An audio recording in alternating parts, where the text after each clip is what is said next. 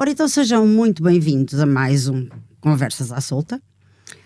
Desta vez com dois repetentes do nosso podcast, dois ilustres economistas. Temos o António Nogueira Leite e o Carlos Guimarães Pinto. Vou dispensar as biografias porque já todos os conhecem e portanto vamos seguir diretos para a nossa conversa. O que nos traz hoje aqui é o relatório do Banco de Portugal acerca da sustentabilidade da Segurança Social. E eu gostava de vos ouvir em relação a esse tema, que, por exemplo, o António sei que é um tema caro já há muitos anos a esta parte. Aliás, no último podcast que fizemos também abordou essa questão, e muito bem, como é seu apanágio. E gostava de saber o que é que acham do relatório. Já ouvimos muitas críticas, já ouvimos muitos elogios, mas nunca se chega a conclusão nenhuma neste país, como é costume, e muito menos a ações em concreto. E, portanto, o que eu queria ouvir da vossa, como especialistas que são, coisa que eu não sou, é o que é que vocês acham. António, o mais velho, primeiro. Não se nota, mas... Se calhar não. Bom, isto para mim enfim, tem sido uma preocupação de uma vida. Porque eu lembro-me que as primeiras vezes que escrevi sobre isto foi há 30 anos, grosso modo. Depois insisti um bocado no final dos anos 90, princípio da década de 2000, e a partir daí escrevo ocasionalmente.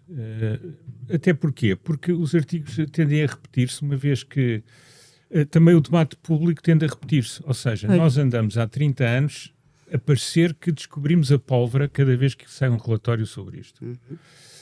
Eu devo dizer que talvez, embora não fosse só sobre pensões, o relatório mais contundente foi um que foi publicado pela Fundação Carlos Gulbenkian. Sim. Que nos estudos em que o curador era o Miguel Poiás Maduro. Enfim, eu não tenho nenhuma responsabilidade nesse estudo, mas esse estudo foi feito por um conjunto de pessoas conhecidas, colegas meus, e colegas colegas nossos, e de facto apontava para um problema brutal de financiamento das responsabilidades da economia com o conjunto das pessoas a partir daqui a poucos anos. Sim. E depois, cavalgando. Mas diga-me só uma coisa, por curiosidade, porquê é que há 30 anos já o preocupava este assunto? Porque há 30 anos já preocupava toda a gente, mesmo aqueles que hoje em dia fingem que só agora é que estão a ver. Há 30 anos, o então primeiro-ministro, António Guterres, nomeou uma comissão para fazer o livro branco da Segurança Social. Sim, essa comissão tinha pessoas, enfim, da minha área, como o Diogo Lucena, mas tinha também, era capitaneada por uma pessoa que enfim, não é óbvio que não é uma pessoa de direita ou de centro, que foi depois ministro da Saúde, o professor Correia de Campos. Sim. E tinha vários especialistas na área e tinha também algumas pessoas de Coimbra. Nada contra Coimbra em concreto, mas... Gostei do gesto de Coimbra. Enfim, eu tenho que, sendo de Aveiro, tenho sempre este preconceito, mas não é o que está aí em causa. Já vamos ver porquê. E quando, depois de estudos aturados, se preparavam para apresentar o relatório, em que o relatório principal falava já da impossibilidade com a estrutura demográfica que na altura sabíamos que íamos ter, porque isto, a demografia, é algo que não muda de um momento para o outro. Quer dizer, pode haver influxos e saídas, mas o grosso da demografia tem uma estacionalidade que os economistas não veem em mais nenhuma série, a não ser estas.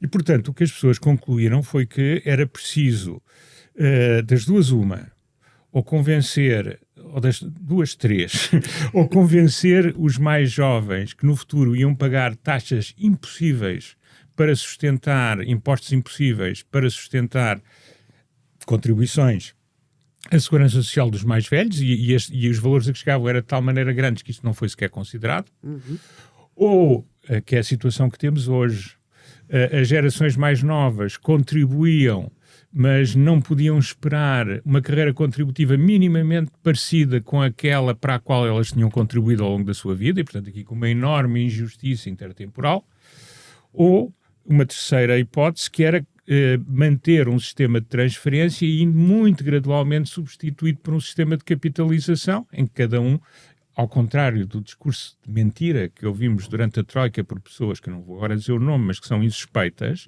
nenhum de nós tem a nossa continha na Segurança Social em que os nossos descontos estão ali guardados e capitalizados para um dia pagar a nossa pensão. Não. Nós esperamos que alguém no futuro vá pagar a nossa pensão, assim como nós estamos a pagar as pensões do presente. Certo. Portanto, o que é que aconteceu? Apareceu um grupo minoritário, capitaneado por uma pessoa que era na altura, e eu julgo para certas franjas da população ainda é um ídolo, que era o professor Boaventura Sousa Santos, Certo.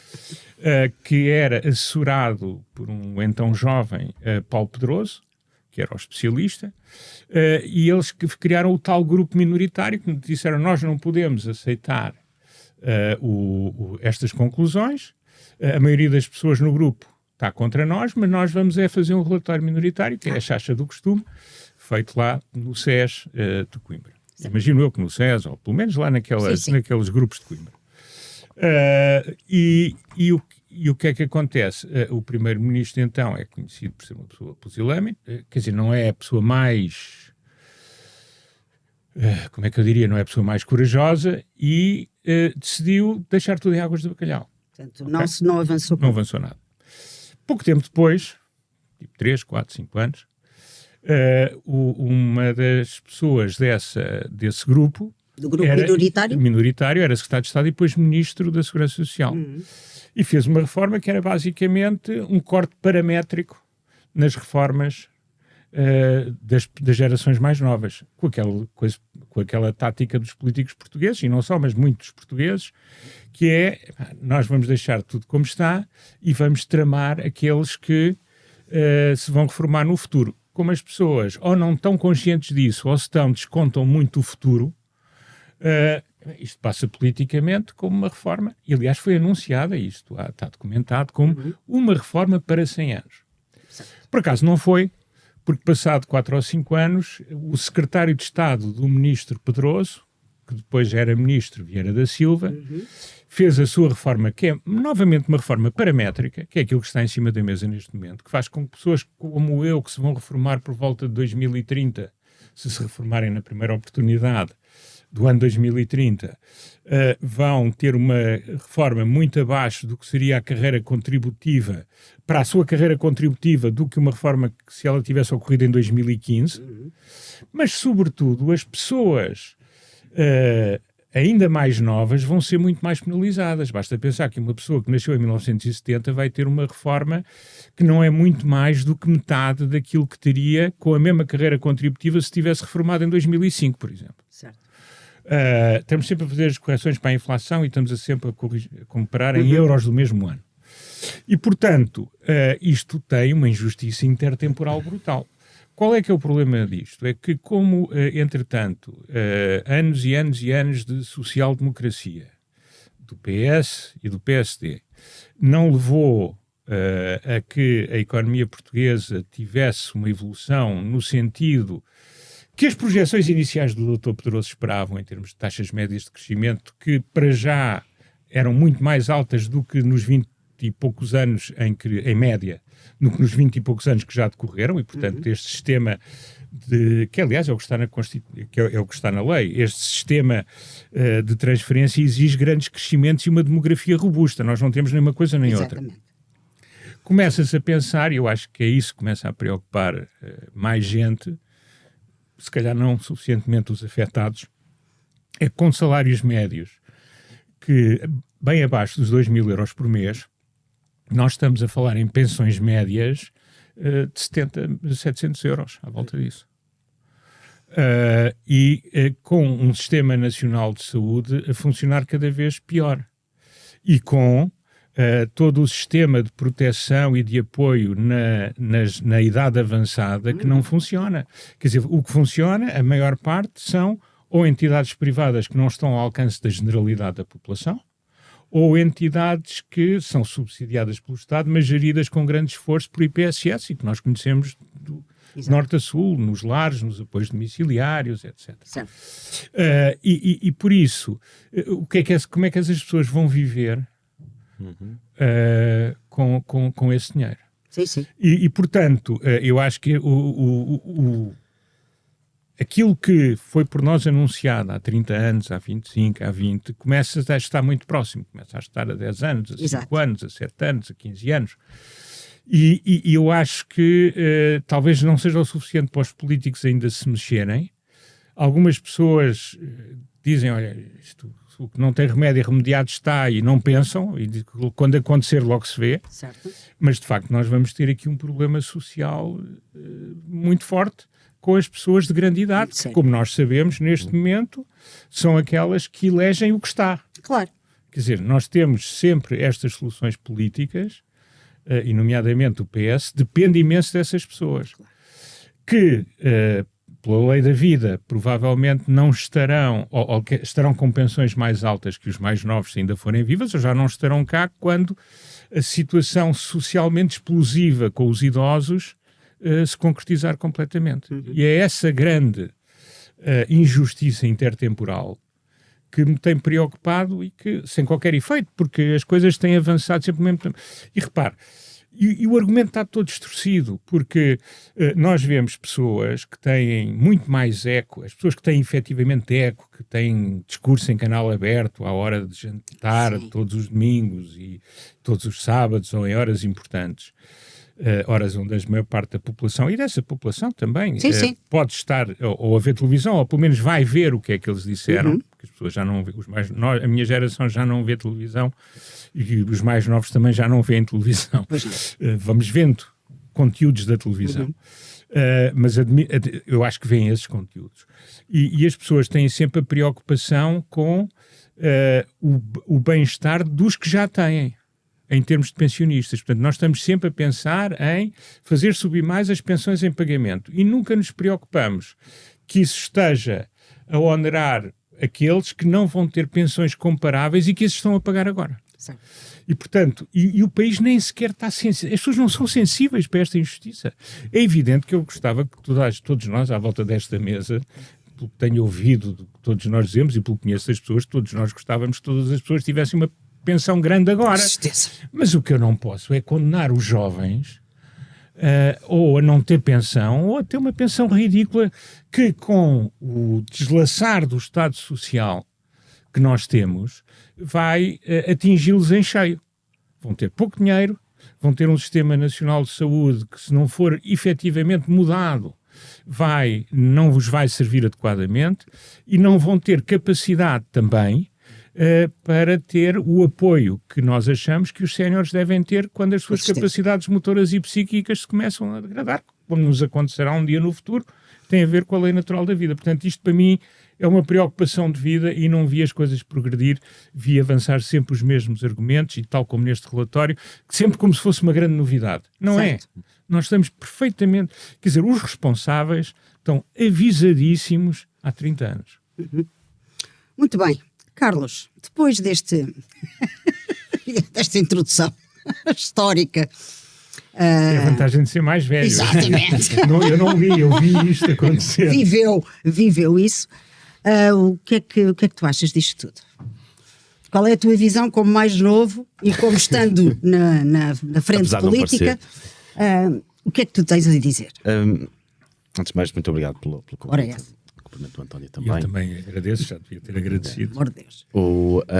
Aquilo que o relatório do Tribunal de Contas veio apontar é algo que nós já achamos, já se discuta há bastante tempo. Eu acho que é importante até corrigir algo que se diz muito na discussão pública, que é o problema da segurança social, o problema do sistema de pensões é demografia. Não é. O problema é o modelo. A demografia só expõe as fragilidades do modelo mais cedo. se nós continuássemos a crescer em termos de população, passássemos dos 10 para os 11 milhões, para os 13, 14, é verdade, se calhar conseguimos pagar pensões mais altas durante mais tempo, mas só estávamos a atirar o problema para a frente. Porque o problema, aliás, a atirá-lo para a frente e aumentá-lo, porque seria muito mais dramático nós termos este problema quando tivéssemos uma população de 20 milhões e que estagnasse aí do que estagnar nos 10 milhões. Portanto, o nosso problema é de modelo. Se nós tivéssemos, por exemplo, um modelo com um pilar de capitalização, a estagnação demográfica não seria um problema. A pessoa que poupou ao longo da vida, quando se reformasse, quer houvesse uma população ativa de 1 milhão, quer houvesse de 5, quer houvesse de 10, iria receber aquilo que andou a poupar. Depois havia questões relacionadas com a rentabilidade dessas poupanças, mas assumindo que essas poupanças pudessem ser investidas fora do país, portanto a demografia do país em si não tem um impacto assim tão grande quanto isso num sistema de capitalização. Portanto, o problema que nós temos e temos de o assumir é de modelo. Okay? Este modelo é frágil, a fragilidade vai sentir quando a demografia, como está a acontecer, estagnar, quando a população deixar de crescer, quando a economia crescer, algo que está basicamente a acontecer agora e nos próximos 10, 20 anos, como o relatório do Tribunal de Contas apontou, pode sentir-se de forma mais premente. Para mim, a grande questão, e acho que a certa altura vamos ter de falar sobre isso, é como é que se resolve. Ora bem. É se nós estivéssemos a desenhar um país do zero, compramos ali um terreno grande e fazemos um país do zero. Se calhar fazíamos um sistema como um pilar redistributivo, eventualmente, para garantir algum apoio a quem não consegue poupar o suficiente, mas com um pilar de capitalização bastante forte. E fazíamos isso. Mas nós não estamos a fazer um país do zero. Pois não. Nós temos o país que temos. E temos um conjunto de pessoas que hoje têm 60, 70 anos, que esperam reformar-se ou já estão reformadas e que o fizeram com base num conjunto de pressupostos que se calhar pouparam, ou melhor, não pouparam ao longo da vida porque foram acreditando naquilo que os governos lhes iam dizendo. E ao contrário do que acontece, por exemplo, quando há os cortes da Troika ou por aí fora, em que muitas vezes temos ali pessoas que perdem o emprego aos 30, 40 anos, isso é um drama, mas apesar de tudo têm tempo para alterarem, irem para outro emprego, tomarem outras decisões de vida. Quem tem 70, 80 anos já não pode voltar atrás aos 30 anos, quem dera, não é? Já não pode voltar atrás aos 30 anos e tomar outras opções de vida. Portanto, nós temos que lidar com as expectativas que, apesar, eu próprio não sou responsável por elas, mas assumo as responsabilidades de quem o fez ao longo dos últimos anos. Portanto, não podemos simplesmente dizer, olha, desculpa lá, eu sei que estás a receber 1.200 euros, mas olhei aqui para as tuas contas e só poupaste para receber 500, portanto, a partir de agora recebes 500. Estamos a falar de pessoas que estão em lajes, que têm uma vida que construíram à volta daquilo e que já não a podem alterar. Portanto, qualquer alteração ao atual modelo de segurança social tem que ser feita de forma gradual e ir introduzindo pilares para as pessoas mais novas que vão ser, infelizmente, quer dizer, vão ser castigadas. Por isso é que nem sequer há qualquer hipótese de neste momento não serem, mesmo que o modelo mude. Às vezes, até pessoas que identificaram o problema parece que às vezes tentam vender uma solução milagrosa. Não, nós vamos salvar os jovens deste modelo. Não, é impossível. A única forma de salvar os jovens deste modelo é condenar um conjunto de pessoas que já não têm qualquer hipótese de voltar atrás na vida e tomar opções diferentes a viverem na miséria o resto do tempo. Agora, não sendo isso possível, também é importante dividir os custos. E eu aqui, infelizmente, acho que os custos têm de ser divididos principalmente com quem hoje ganha mais, precisamente dos pensionistas que ganham mais. Se cortar uma pensão de 1.200 para aquilo que a pessoa poupou, muitas vezes só lhe daria direito a 500 ou o que quer que seja, é tremendo, é brutal de uma perspectiva humana. Se calhar cortar de 5 mil para 3 mil já não é.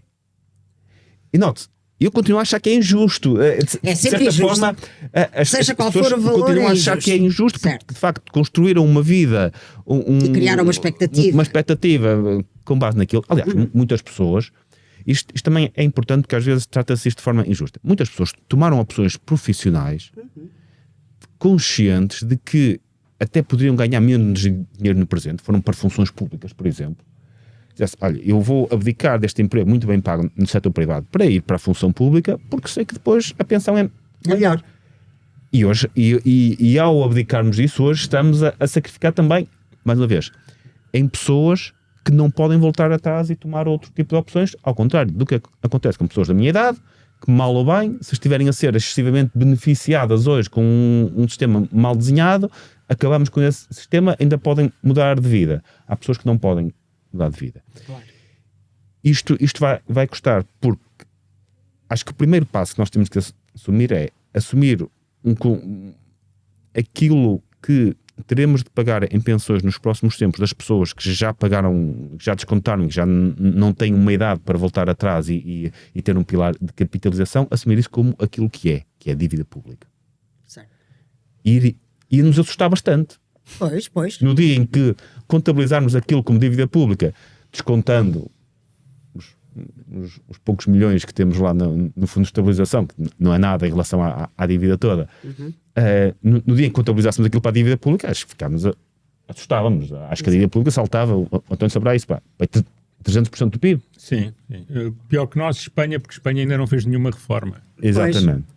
Mas sim, se de facto contabilizássemos as responsabilidades, e numa empresa as responsabilidades são contabilizadas do lado do passivo, portanto tínhamos que a pôr como dívida, estamos a falar de valores que não têm nada a ver com o máximo que já atingimos, estamos a falar no dobro disso. O dobro. Sim, acho muito perto de 300, se calhar. Sim, as estimativas andam por essa. Portanto, e esse é o primeiro passo, que é assumirmos qual é a nossa dívida neste momento em relação aos pensionistas, os que já estão e os que se preparam para estar, porque esses também já não podem, alguém que hoje tem 60 anos já não pode é o meu caso, ter um pilar 64, de capitalização. Exato. Se começar a poupar hoje, exato, por muito que poupe, já não vai ter esse. E assumirmos isso dentro de certos limites, sabendo que as pensões mais altas terão que ser estagnadas e eventualmente cortadas, e temos de admitir isso. Depois, o segundo passo é começar a reconstruir o modelo para as pessoas mais jovens, introduzir um pilar de capitalização, fazer as pessoas perceberem que a situação já não é a mesma que os pais e os avós tiveram, portanto vão precisar mesmo desse pilar de capitalização, e essas pessoas, note-se, as pessoas que têm hoje 30 ou 40 anos vão ser as que vão sofrer com este processo de transição, mas sofreram de qualquer forma, portanto, que vão ter que pagar pensões, vão. Agora, temos é que reduzir ao máximo esse peso para evitar outra coisa que ainda pioraria o sistema. Eu vou acabar por aqui, que é, nós estamos a dizer há pouco, mas estas pessoas vão pagar e vão de certeza e vamos impor um custo. Vamos impor se ficarem no país.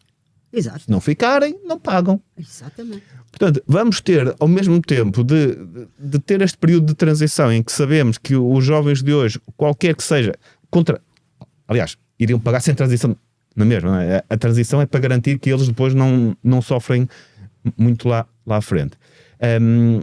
É garantir que eles não pagam o suficiente para que se ficarem em Portugal se torne completamente pouco atrativo para não fugirem. Exatamente. Acho que isso vai ser bastante importante e vai ser um equilíbrio muito, mas muito complicado de fazer nos próximos tempos, que é como é que vamos transformar este sistema que temos hoje de forma a que este colapso não aconteça de forma tão óbvia, sem que estas pessoas todas que podem contribuir fujam do país. Eu estou à vontade porque fui uma das pessoas que quando ganhava dinheiro não estava cá, hoje ganho menos um bocadinho, já voltei, mas quando ganhava não estava cá, e eu, portanto, percebo perfeitamente que tomem essa opção, e muitos vão tomar, o que ainda irá agravar mais o problema. E digam-me uma coisa, e a fazer-se isso, há condições para o fazer? Quais são essas condições? O que é preciso? É preciso um pacto de regime, como nós ouvimos falar? Há condições para esse pacto? Como é que se coloca a questão na prática, a solução na prática, a curto prazo? Porque tem que ser a curto prazo. Porque senão explode nas mãos, não é? Um menino. explode a bomba. Não é? Bom, eu estava a ouvir o Carlos e subscrevo ipsis verbis o que foi dito, e as minhas preocupações são essas, e o problema é o da transição. Já em 96, 97, a grande preocupação da Comissão do Livro Branco, eu estou a falar à vontade porque eu não fazia parte da Comissão, nem trabalhava para a Comissão, era só um possível beneficiário do trabalho da Comissão, como todas as pessoas da minha geração e das seguintes, não é? Mas li com atenção tudo o que eles fizeram e estava muito atento ao que se ia dizendo, e o que é facto é que já na altura o grande problema deles era a transição. Para mim, na altura, a transição era uma coisa relativamente pouco relevante, que eu estava a fazer 30 anos, portanto era-me indiferente. Exato. Mas se eu tivesse 35 ou 40 já não era tão indiferente. Se tivesse 45, a transição já era um problema essencial. E, portanto, a transição é sempre um problema essencial e, como diz o Carlos, ela é muito importante. Quais é que são aqui, eu acho, os constrangimentos a tomar a decisão? Há um primeiro que é a ignorância. Porque eu não acredito que as pessoas, por exemplo, que fazem o argumento o problema da segurança social resolve-se com os imigrantes e aponta o aumento das receitas, que o estejam a fazer malevolamente. Eu acho que estão a fazer porque acham que esse aumento de receitas hoje, para pagar as pensões dos contribuintes do passado, que são aposentados hoje, vai resolver o nosso problema do futuro. Não vai. Ora, não vai. Não vai, como já foi explicado, N pessoas já o explicaram, sim. O Ricardo Reis já explicou, já falei nisso, só vai agravar. Vai agravar.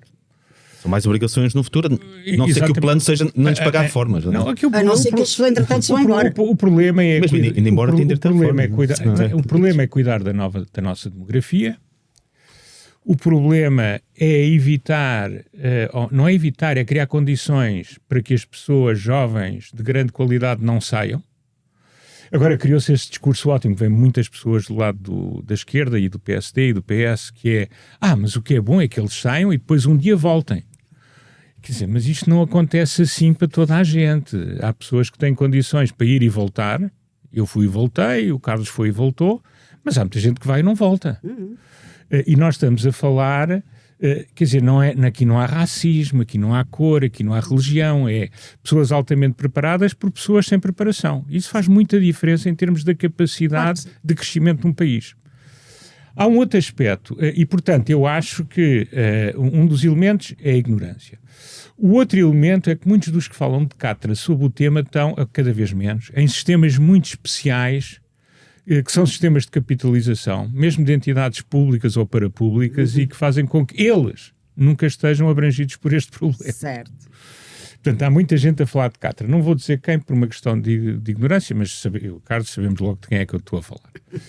E, portanto, esses também podem dominar o debate, mas não têm, como dizem os anglo-saxónicos, skin in the game, ou não têm um espírito de falar para o bem comum e não apenas para o bem pessoal, e portanto estão desfasados daquilo que é o verdadeiro problema e estão blindados relativamente a esse problema. E o que é que sobra? Sobra a questão de perceber o que é que isto implica. Eu acho que isto tem que ser feito com algum gradualismo. Tem que ser feito, e agora falo contra mim, porque eu estou, uma meia dúzia de anos, mais ou menos, do fim da minha carreira contributiva, um bocadinho mais, mas não muito mais, e o que é que acontece? Eu, como tenho contribuído sempre muito, cortes nas pensões mais altas não me beneficiam, mas eu acho que se calhar temos que ter alguma coisa. Pois. E é nas mais altas, não é na dos pobres. Pois, claro. Ok? Esse é o primeiro, é um ponto. E isso há muita gente que vai resistir, sobretudo as pessoas que falam em geral que estão na mesma situação que eu. Claro. Portanto, não querem que lhes cortem. Podem dizer, mas você acha-se melhor que os outros, está a exibir virtude? Não. É que se as pessoas pensarem bem, se nós querermos, quando formos realmente séniores, termos os nossos filhos ao pé de nós, temos de ter um país viável. E o país não é viável se eu insistir em só defender a minha posição estabelecida. Exato. E, portanto, o que eu acho é que eu não sou um santo, eu faço um raciocínio diferente deles. Eu quero ter a minha família comigo quando eu for mais velho e para isso eles têm que ter condições para cá estar. Graças a Deus ninguém foi para a JS nem para a JST. E, portanto, e hoje estão fora. Carreiras ótimas, tudo bem. Mas eu quero que as pessoas voltem e para isso o país tem que ser viável. tem que lhes dar uma perspectiva, se calhar não tão boa quanto a minha geração teve e depois não aproveitou, ou aproveitou muito no curto prazo, mas não vai durar para sempre. Mas é preciso ter um país viável. Um outro aspecto e isso é uma questão europeia e também portuguesa, e portanto é o que eu digo, eu acho que temos que ir fazer uma transformação que não pode ser só à Vieira da Silva, portanto não pode ser só cortar no futuro, e não pode ser cortar no futuro com um sistema igualzinho àquele que nos levou ao presente. Claro. Portanto tem que haver, as pessoas têm que perceber que parte da sua contribuição para o sistema é uma contribuição que vai diretamente beneficiá-los no futuro e que se fizerem esse esforço estão a desonerar os seus filhos e netos e têm um direito diferente, porque não é só o direito do contrato social que eu estou à espera que me façam aquilo que eu fiz aos outros, é também, para além de mais, está aqui isto que eu poupei que entanto cresceu para esta dimensão. Portanto, muda o problema. E depois há uma questão geral de desenvolvimento europeu. E depois há a questão, depois há o estigma político. As pessoas dizem logo estes homens querem dar dinheiro às seguradoras. Exatamente, e aos privados. E aos privados. Bem, para além da anatomia, nós já percebemos que alguns dos maiores detratores dos interesses privados são eles próprios interesses privados na sombra, não é? Portanto, tudo o que se tem passado com o Bloco de Esquerda, e se mais escarafuncharem nas pessoas da esquerda e da radical, mais vão encontrar, porque muitos de nós conhecemos, portanto, mas há aqui algo que as pessoas, não será para pour épater le bourgeois, mas é pour épater le peuple. As pessoas acreditam vão engordar à nossa conta e tal, sim. e portanto nós não queremos. Agora, não tem que ser assim, porque eu dou exemplos. Alguns dos planos de pensões mais bem geridos do mundo são geridos por sociedades gestoras que são eleitas e que são sociedades privadas, mas constituídas pelos próprios beneficiários. Eu dou exemplo. Por exemplo, um dos maiores investidores historicamente na Península Ibérica, em Portugal, são as pessoas que gerem as pensões dos professores do Ontário, que é o Ontario Teachers Fund, que é famoso, que está farto de investir aqui e noutros países, e que é um fundo enorme, super bem gerido. Tem uma sociedade gestora e tem um sistema de governance em que os professores que vão descontando para as suas pensões têm bastante a dizer sobre quem é que gera e sobre a avaliação do seu desempenho. Portanto, isto não é pegar no dinheiro dos futuros pensionistas e dar a uns senhores de charuto e cartola que vão fazer desaparecer este dinheiro. Portanto, há muitas maneiras de fazer isso gerir. Já o Estado, eu tenho dúvidas quer dizer, eu sei que o modelo funciona, mas eu tenho muitas dúvidas em sociedades gestoras públicas. Mas acredito mais num modelo em que haja em que os beneficiários, que podem perder ou ganhar, estejam muito próximos ou tenham capacidade de destituir quem gera. E não precisam de ser as entidades privadas conhecidas. Aliás, um dos problemas que a Europa tem face aos Estados Unidos e a outros países neste momento é o acesso ao mercado de capitais, porque nós temos um sistema financeiro assente na banca, e a banca, por definição, não deve fazer o que fazia no passado, que é ser investidor de capital. E o que é que acontece? E dizem, está bem, mas na Europa onde é que está o dinheiro alternativo? Não há assim tanto. A grande diferença para os anglo-saxónicos é que eles têm exatamente as pensões das pessoas, geridas por entidades que, direta e indiretamente, são controladas ou severamente vigiadas pelos beneficiários, que são os financiadores, os futuros pensionistas, e que geram um montante enorme. Eles não ganham este dinheiro eles não têm as rentabilidades que têm, pondo esse dinheiro em depósito a prazo nos bancos. Portanto, eles criam formas altamente sofisticadas de trazer capital que, por sua vez, faz com que a economia cresça e, por outra vez, faz com que o sistema global, nas suas várias pernas, seja mais sustentável. E, portanto, há aqui um conjunto de coisas que tinha que ser resolvido. Qual é que é aqui o grande problema? O grande problema é que há pessoas que têm este anátema de não querer mudar o que está. Há pessoas que dizem, eu não vou viver o suficiente para ser prejudicado se isto estourar. E, portanto, eu prefiro maximizar o meu rendimento. E depois, e por isso é que este problema é difícil, as pessoas que vão ser realmente prejudicadas pensam, isto é no futuro, portanto, eu para já não me vou preocupar muito.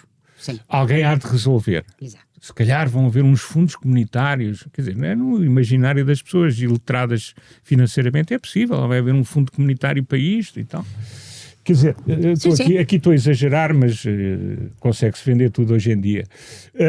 Portanto, eu não estou a ver nas principais atores políticos a noção da emergência, que nunca existiu. Pois é isso.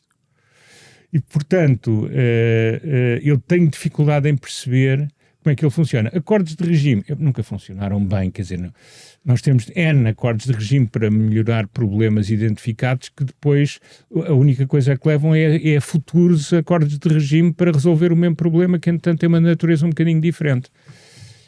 Agora, essa consciencialização é difícil de fazer porque também estamos numa fase...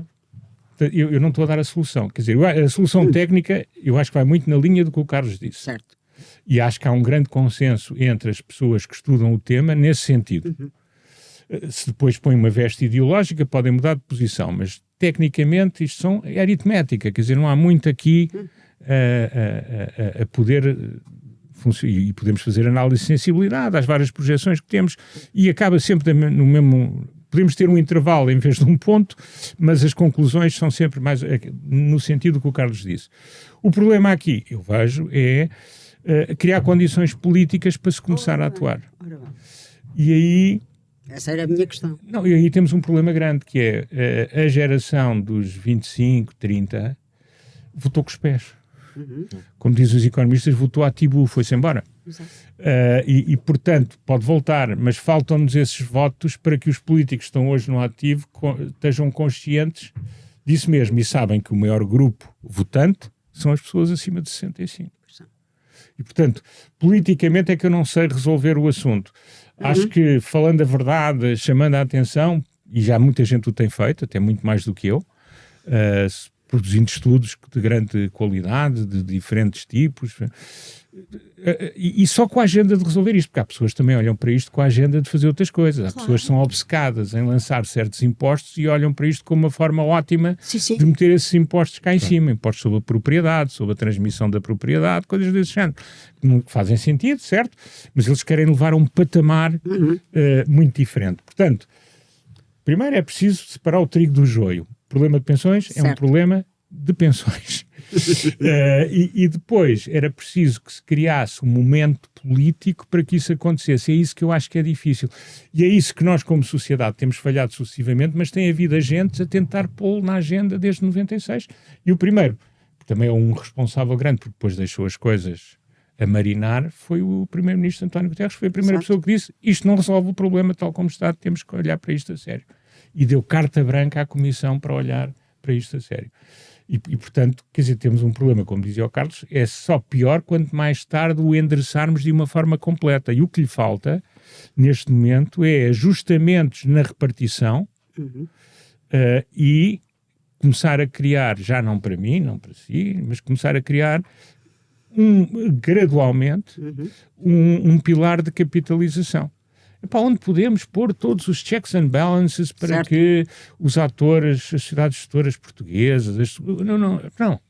Vamos criar aqui uma governance. Agora não pode ser a par pública arranjar uma subsidiária que vai gerir isto, porque depois eu também... não sei como é que vai acontecer. É preciso estar perto de quem gera e poder... quem gera mal deixa de gerir. E a melhor forma de o fazer é ver como é que isso se faz noutros países no mundo onde isto funciona bem. E buscar os modelos, como é óbvio. E tu, Carlos, o que é que tu achas? Que condições é que temos para resolver isto? Não temos grandes condições e cada vez menos. Por causa dos ciclos políticos, ciclos eleitorais que estão cada vez mais curtos, já são curtos naturalmente. Exato. E agora são cada vez mais curtos. E os ciclos mediáticos ainda mais curtos são quando saiu este relatório do Tribunal de Contas. Ao mesmo tempo, acho que foi mais ou menos ao mesmo tempo houve aquela questão lá das malas, não sei o quê. De que é que se falou mais? Das malas? Assim, o que é que nos vai afetar mais no futuro, independentemente de todo o significado que a questão das malas possa ter em relação à qualidade dos políticos, o que é que seja. O que nos vai afetar claramente muito mais no futuro é o que está refletido naquele relatório do Tribunal de Contas.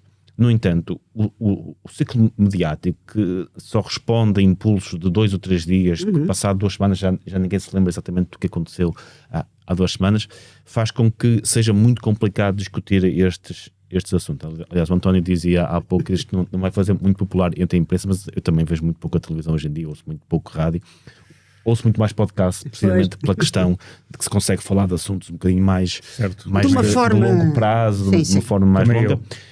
E note, isto não é culpa das televisões, das opções, respondem àquilo que as pessoas querem ver no momento, porque se calhar é muito mais divertido estar a falar sobre um pilha-cuecas qualquer do que estar a falar de uma questão de longo prazo. Isso obviamente vai ser um problema, e isso vê-se também na forma como os partidos encaram a questão das pensões. Nós saímos daqui, não muito longe daqui, está um cartaz que acho que é dos cartazes mais infantis, independentemente de funcionar ou não, mas que é das coisas mais infantis que se vê na política portuguesa, do PS a dizer as pensões subiram e fomos nós que o fizemos. É o cartaz dos mais simples que existe, só com essa frase, que está ao mesmo nível daqueles concursos da manhã para telefonar. Sim, 760, 0 não sei o quê. Enganar da forma mais simples possível, porque o substrato daquilo é: nós contribuímos para degradar ainda mais o sistema de pensões, votem a nós por causa disso. Fomos nós que contribuímos para degradar, não foram eles, não foi o governo que está lá, nós contra eles fizemos com que se degradasse mais. Porquê? Porque estamos neste momento, não sabemos se vamos ter eleições, este ano já não deve ser, mas eventualmente no próximo ano pode acontecer. Quando os cartazes foram colocados, não sabia eventualmente se até poderia ser se o orçamento mais cedo. Passava ou não. Portanto, certo. Estamos sempre nestes ciclos super curtos em que ninguém consegue sequer pensar a 20 anos, e se pensar é punido por isso. Claro. É punido eleitoralmente. Portanto, estamos nesta situação muito complicada em que, para se ter o poder e alterar alguma coisa, é preciso pensar no curto prazo, mas quem pensa no curto prazo não altera nada. Isto torna as questões muito complicadas. E eu queria falar também de uma... Acho que não se fala muito de uma outra consequência do facto de termos este sistema de pensões, que é termos um país fortemente descapitalizado.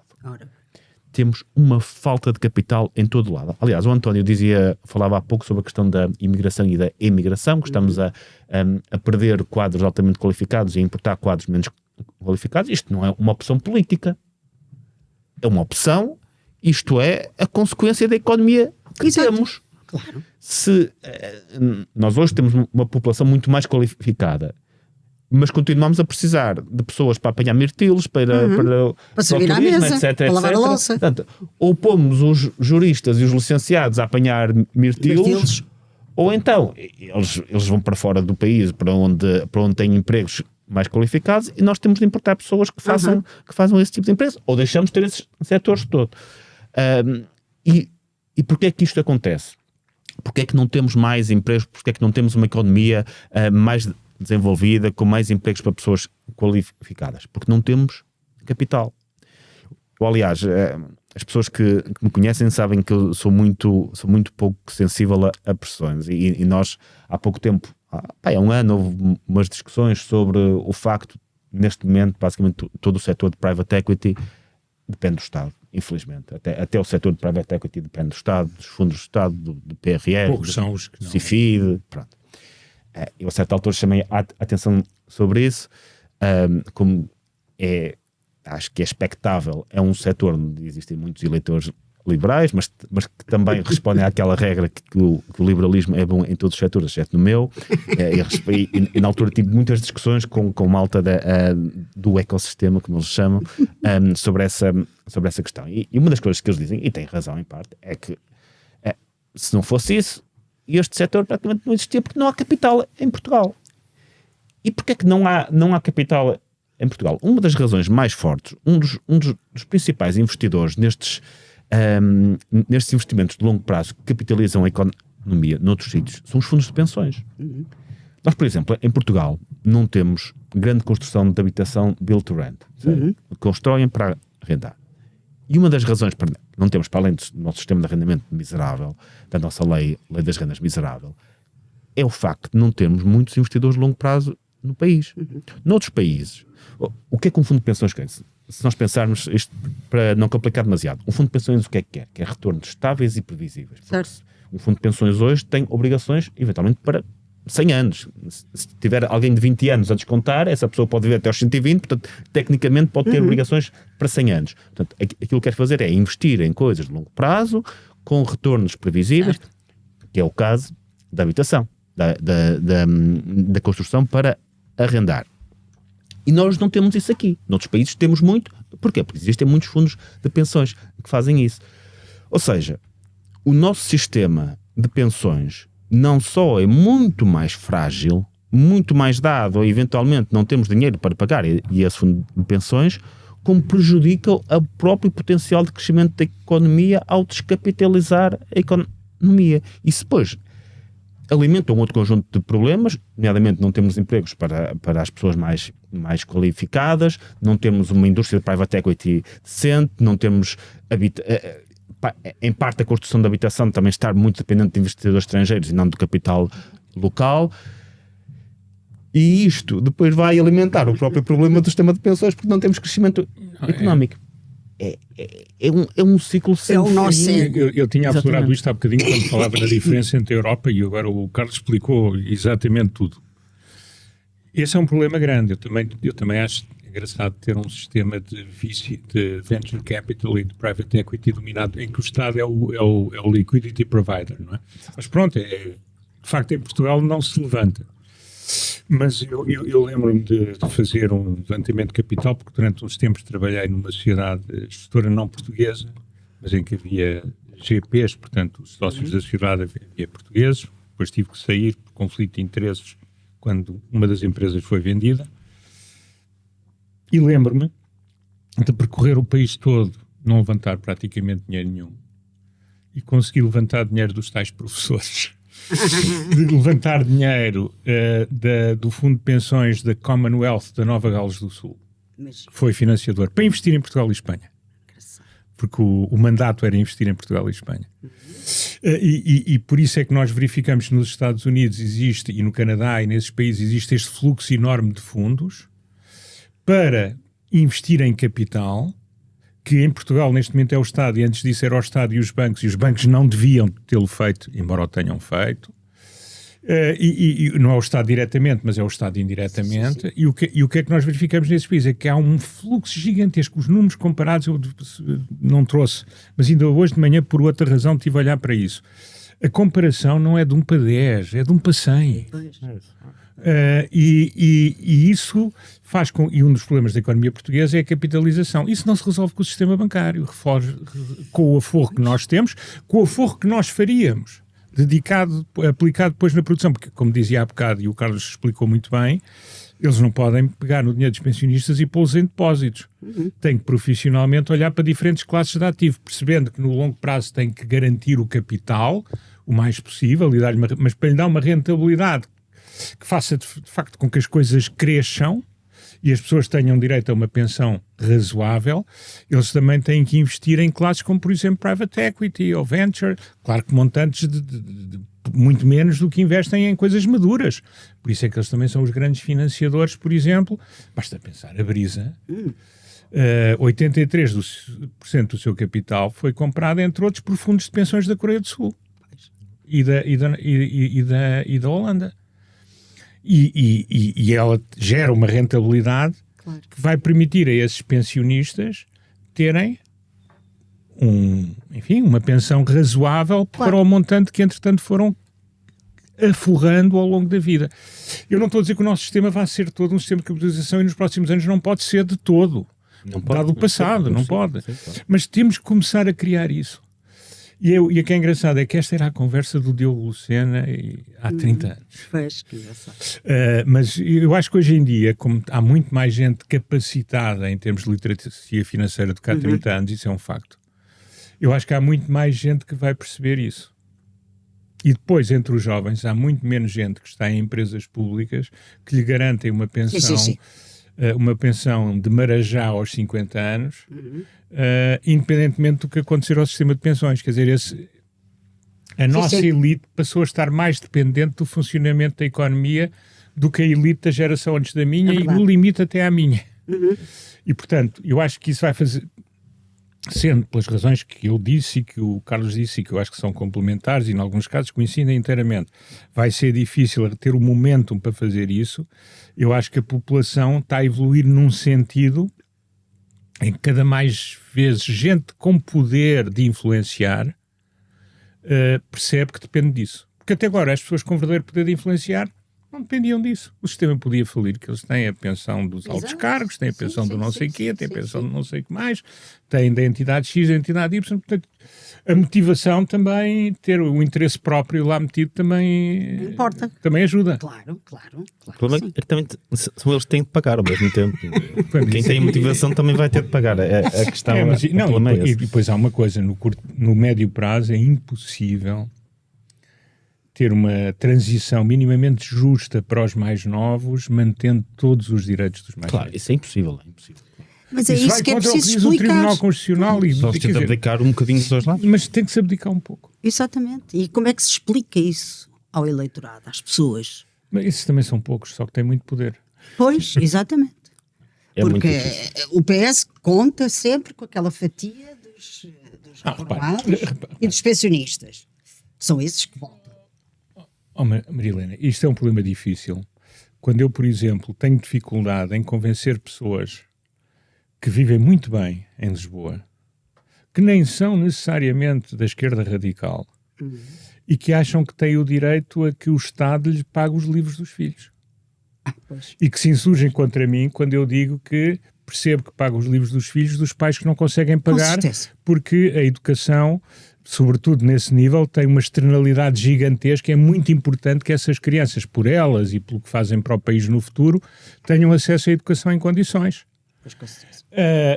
E quando eu tenho dificuldade, quando nós estamos a discutir coisas deste género, o problema das pensões, que é o que se passa agora, custos agora, benefícios no futuro, maiores ou menores, é um problema de difícil digestão. Não? Muito difícil, muito difícil. E daí a minha preocupação é como é que nós conseguimos ir mentalizando, pelo menos mentalizando, as pessoas de que isto vai ter que ser resolvido. Ir fazendo uns podcasts como este. Não vejo muito bem. Não, e depois, tendo isso, tem sempre custos pessoais, apontando cada vez que se faz demagogia sobre o atual sistema. Pois. E desmascarando, eu acho que isso Eu é lembro dos essencial. cursos que teve para a Maria Luísa Albuquerque, por exemplo, ter falado na altura sobre isto. Um curso brutal que a persegue até hoje. Sim, exatamente. É verdade. E a outra questão que eu acho que ainda vai baralhar e complicar eventualmente ainda mais a resolução deste problema tem a ver com esta mudança geopolítica, geoestratégica que estamos a viver, que é o aumento dos custos de segurança, com segurança e defesa na Europa. E, como várias pessoas já disseram, e eu gostava de ouvir a vossa opinião, isso não pode acontecer sem se ter de cortar alguma coisa. Isto é, nós não podemos aumentar a nossa despesa na NATO até aos 3% sem cortar em alguma coisa, porque o dinheiro não é elástico. E isso não será, se calhar, uma boa desculpa para dar início a uma reforma, nem que seja devagarinho. O que é que acham? Eu posso responder, nem sei qual é a posição do meu partido, portanto é possível que até vá contra essa posição, que é, eu até admito que seja preciso aumentar os custos com a defesa. Não sei se esse aumento tem que ser substancial por uma questão. Nós temos o PIB per capita o PIB da União Europeia é cerca de 9 vezes superior ao da Rússia. A Rússia, penso que gasta, neste momento com a guerra, deve gastar 7% do PIB em defesa, algo deste género. Isto quer dizer que se nós gastarmos 2% do PIB da União Europeia em defesa, já gastaremos em defesa 3 vezes mais do que a Rússia. Aliás, atualmente a União Europeia já gasta mais em defesa do que a Rússia. Portanto, a ideia de que eu tenho visto números de 4%, 4% atiraria a nossa despesa em defesa para o correspondente a 36% do PIB da Rússia. Estamos a falar uma coisa enorme. Nunca a Rússia vai gastar 36% do seu PIB em defesa. Acho que se calhar, precisa ser mais bem gasto, e aí temos Estamos de acordo. não é? Eventualmente alguma maior coordenação em termos de defesa, não sendo eu um especialista no tempo, portanto não me quero atravessar aí. Sendo necessário aumentar um pouco aquilo que se gasta em defesa, e admito que possa ser necessário, vai ter de se cortar em tudo o resto. Quer dizer, vamos ter de olhar e aqui, mais uma vez, a perspectiva liberal. Primeiro olhar para as ineficiências do Estado. Claro. Onde é que o Estado é mais ineficiente? Exato. E tentar cortar ali. E pode ser que agora seja mais popular. Porquê? Porque é em nome da nossa defesa enquanto União pode Europeia. Ser uma desculpa. Eventualmente, podemos ter cortado noutras áreas. Quer dizer, é inevitável. A União Europeia já tem, principalmente Portugal, mas outros países têm cargas fiscais bastante elevadas, já está a perder em termos de crescimento económico em relação a todos os outros continentes, basicamente. Portanto, sim, a certa altura poderemos ter de cortar noutras áreas, mas desafio um bocadinho e não sei se estou a ir contra a posição de uma partido, não faço a mínima ideia qual é neste momento a posição em relação à percentagem de despesa na defesa, mas acho que qualquer aumento substancial, primeiro, não vai acontecer, vamos ser claros, certo. E não estou certo que seja absolutamente necessário para o risco de que se fala, ou seja, se o risco Sim. que queremos enfrentar é a possibilidade da Rússia termos uma defesa forte em relação à Rússia, estamos a falar de um país que tem um PIB que é 9 vezes mais baixo que o nosso. Portanto, a nossa... Sim, exatamente. Portanto, a nossa capacidade de investir, exato, mesmo investindo numa percentagem mesmo investindo numa percentagem menor, se calhar hoje já gastamos mais com defesa do que a Rússia, portanto hoje já isso acontece, que precisamos de aumentar um pouco para ter uma diferença substancial, é possível que sim. Agora, aumentar para 4, 5%, como tenho ouvido aí, sim, do PIB total da União Europeia, parece-me inatingível e não necessariamente algo que seja algo, mas não sei se o António concorda. Eu, em linhas gerais, sim, eu queria dizer o seguinte, sim. A Europa gasta de facto já bastante, gasta de duas maneiras, gasta de forma descoordenada. É isso, exatamente.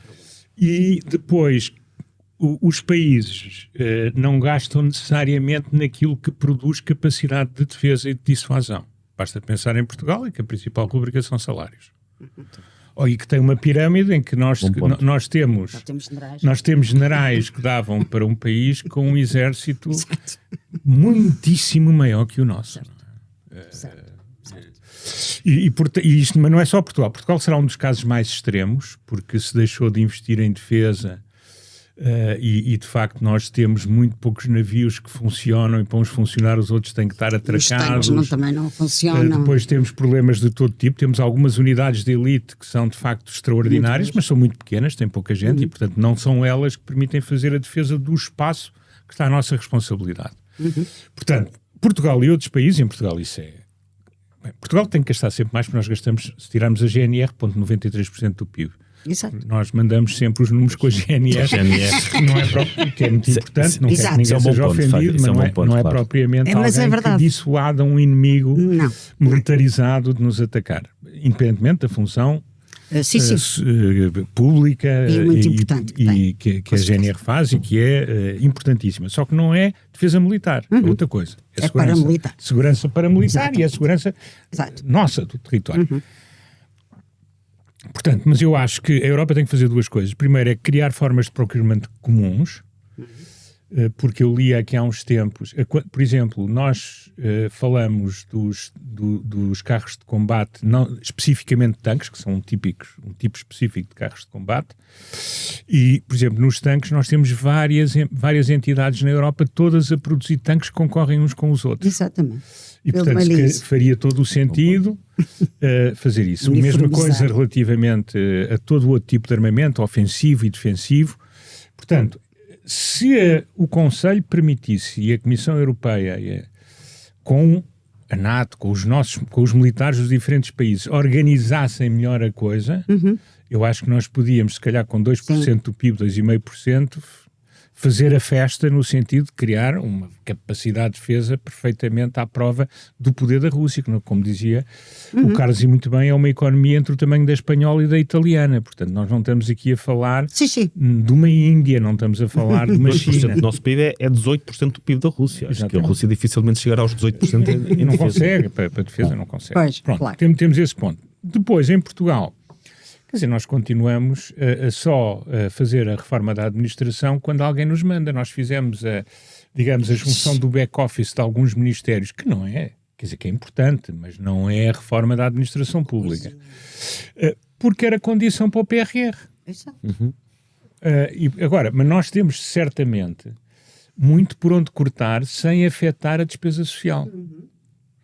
Para além de que nem toda a despesa social, se calhar, deveria ser seja despesa social, mas mesmo partindo do princípio que toda o há muito onde nós podemos cortar, gerindo melhor, produzindo, se calhar, até melhores serviços. Eu vejo, por exemplo, no PRR está a transformação digital da administração. O que é que está a ocorrer para além de comprar equipamentos e software? Quer dizer, como é que alterou a forma de organização? O que é que já se alterou nos processos? Eu ainda a semana passada tive que fazer um download da autoridade tributária para ir entregar uma conservatória. Isto num país digitalizado já não existe. E portanto, eu acho que com racionalidade e com boa gestão, estou muito de acordo com o Carlos, nós podemos de facto criar uma capacidade defensiva muito maior do que aquela que hoje em dia a Europa tem. Agora tem que envolver militares, tem que envolver especialistas, tem que envolver vontade, sem prejudicar substancialmente aquilo que se chama as funções sociais do Estado. É evidente que a partir de um certo momento pode haver um trade-off. Mas eu acho que isto era bom que se fizesse, porque se a Europa for corroída por dentro através da guerra híbrida que a Rússia vai lançando, e outros, mas a Rússia em concreto, e que o tem feito, e se passarmos a ver os países do leste da Europa a cair um após outro, eu acho que vai ser muito difícil manter a prosperidade e a liberdade no Ocidente. Ora, a prosperidade e a liberdade, do meu ponto de vista, são dois valores inegociáveis e, portanto, é melhor fazer alguma coisa agora do que dizer, não quero fazer porque vai destruir o Estado Social. Primeiro, não vai, nos limites em que é preciso fazer. Se fosse para nos defender dos Estados Unidos, isso aí, que tem um exército muito maior e que gastam muitíssimo mais, já seria outra história. E um exército... Quer dizer, a Rússia não conseguiu derrotar a Ucrânia. Pois não. Na parte convencional, é evidente que eles têm os nucleares que os americanos garantiram que os russos nunca usariam contra os ucranianos e que é a principal ameaça que têm sobre eles. Mas isso a Europa também tem. Mas a Europa aqui tem as mesmas culpas e mais. Os Estados Unidos foram sempre levando isto a sério e nós é que achamos, os americanos tratam. Claro. E por isso, eu acho que é possível, deve estar na prioridade e acho que vendo o que se está a passar à volta, apesar de muita desinformação, eu acho que há uma abertura da população para que se queira estar segura e defendida. Eu penso que sim, que seria uma boa desculpa. Carlos, tem mais alguma coisa a acrescentar? Só uma nota final que não tem muito com o tempo que estamos aqui a falar, mas sobre o PRR. Eu acho que a certa altura nós vamos ter de falar sobre isso, porque nós temos alguma hesitação em falar sobre política europeia, em criticar a política europeia. Acho que o PRR foi muito mal desenhado. Foi desenhado num contexto completamente distinto, em que se achava que iríamos necessitar no pós-pandemia de estimular a procura, quando na verdade o grande problema no pós-pandemia foi um choque de oferta. Então injetou-se bastante dinheiro na economia com um prazo limitado, o que limitou aquilo que o António estava aqui a dizer, que é a nossa capacidade de fazer investimentos de longo prazo com o PRR. E mesmo as reformas, o António falou aqui que só fizemos esta reforma por causa do PRR. E mesmo que as que foram feitas a propósito do PRR foram todas marteladas. Sim. Eu lembro da reforma das ordens, por exemplo, que se discutiu com o microfone aberto, a dizer, nós estamos a fazer isto agora porque tem que ser para o PRR. O microfone ligado. Tem que ser para o PRR. E fica assim meio martelado, mas depois mais tarde tratamos disto e resolve-se as coisas que temos de martelar agora. Exato. Portanto, nós às vezes temos encaramos, acho que houve um erro no desenho do PRR e depois a forma como nós reagimos ao PRR, depois de repente como temos prazos muito apertados, em vez de metas fazemos Metrobus, porque é mais rápido, e vamos ter aí as cidades todas cheias de Metrobus, quando se calhar um investimento de mais longo prazo teria sido distinto, mas pronto, é só para tocar, Sim. só para encerrar, acho que a questão do PRR vai ser importante, e para reforçar essa questão que a defesa, obviamente, dos nossos valores de segurança, da liberdade que nós temos, sobrepõe a tudo o resto se esses valores estiverem brutalmente ameaçados,